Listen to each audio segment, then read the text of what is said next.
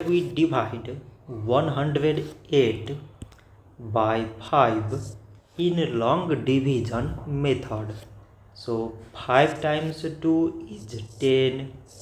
On subtracting we get 0.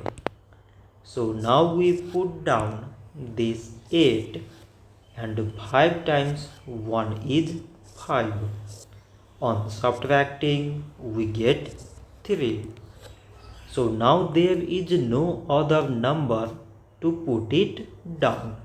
So we take here decimal, so that we put 0. So it is 30 and 5 times 6 is 30. On subtracting we get 0. So 108 divided by 5 is 21.6. So this much for today and thanks for watching.